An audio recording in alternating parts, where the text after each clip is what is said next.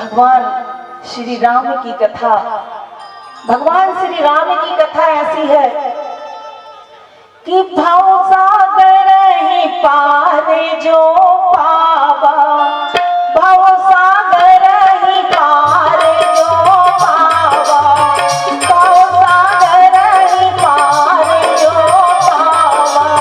राम कथा ताकाऊ दृढ़ नामा, राम कथा ताकाऊ दृढ़ नामा। जय सिया राम, जय जय सिया रामा, जय सिया राम, जय जय सिया रामा। ये राम कथा ऐसी परम पावनी कथा है।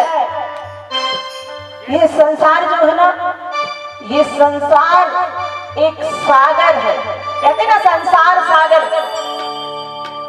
हम समुद्र को पार करने तो नहीं जा सकते, लेकिन इस संसार में हम और आप आए हुए हैं, तो इसको तो पार करना हमारा कर्तव्य है, धर्म भी है।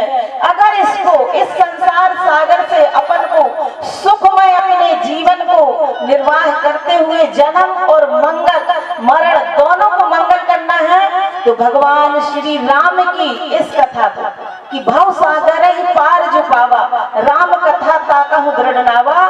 तो राम कथा को हृदय से सुनिए। अगर इस संसार से पार होना है तो तुलसी बाबा कहते हैं कि राम कथा को जिसने अपने जीवन में उतार लिया, समझ लेना वह संसार से, इस संसार के सागर से बड़ी सरलता से पार हो जाएगा, उसे कोई कठिनाई नहीं आएगी। भगवान की कथा बड़ी ही पावनमयी है। लेकिन अब इस राम जी के चरणों में प्रीति कैसे होए? हमारी तो एक छोटी सी बुद्धि है, हम सबकी एक सी बुद्धि है, कोई वक्ता है, कोई श्रोता है, और मेरे ख्याल से तो श्रोता वक्ता से भी बड़ा होता है। वक्ता तो बैठे बैठे कुछ भी बोलते रहता है, लेकिन वक्ता के अंदर सुनने की क्षमता नहीं होती। लेकिन श्रोता तो इतने महान होते हैं जिनके अंदर सुनने की क्षमता होती है, तो वक्ता से बड़े श्रोता होते हैं। अगर श्रोता ना होते तो वक्ता क्या करता? लेकिन इसके लिए वक्ता को क्यों बुलाया जाता है कि बिन सत्संग विवेक ना होए, बिन सत्संग विवेक ना होए, बिन सत्संग विवेक ना होए। राम कृपा बिनु सुलभ न सोए, राम कृपा बिनु सुलभ न सोए। बिना सत्संग के, जब तक सत्संग नहीं करोगे तब तक विवेक नहीं आएगा। और ये सत्संग कैसे होगा? जब प्रभु की कृपा होगी। राम कृपा बिनु सुलभ न सोई। जब राम जी की कृपा होगी तभी ये सत्संग जो है आपको, हमको, सबको सुलभ होगा। तो आप लोगों के ऊपर राम जी की कृपा तो है ही, क्योंकि आप लोग राम जी के मामा हो, कोई राम जी की मौसियां हैं, क्योंकि कौशल्या मैया तो आपके छत्तीसगढ़ की थी, तो आप लोग उसी नाते से मौसी और मामा लगे। तो अपने राम को, मेरे ख्याल से बहन का बेटा, चाहे भाई हो चाहे बहन हो, बहुत ज्यादा प्यारा होता है।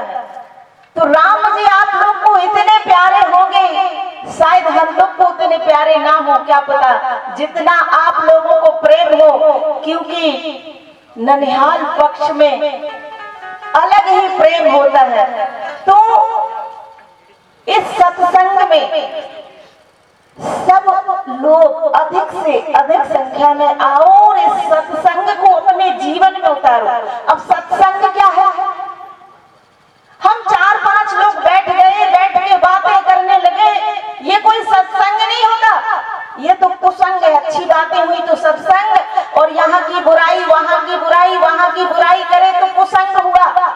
4 लोग बैठ जाते हैं, घर में पूछते हैं कि भैया इतनी देर तक कहाँ रहे, तो क्या बोलते हैं पता है? बैठ गए थे, सत्संग लग गया था। क्या सत्संग लग गया था?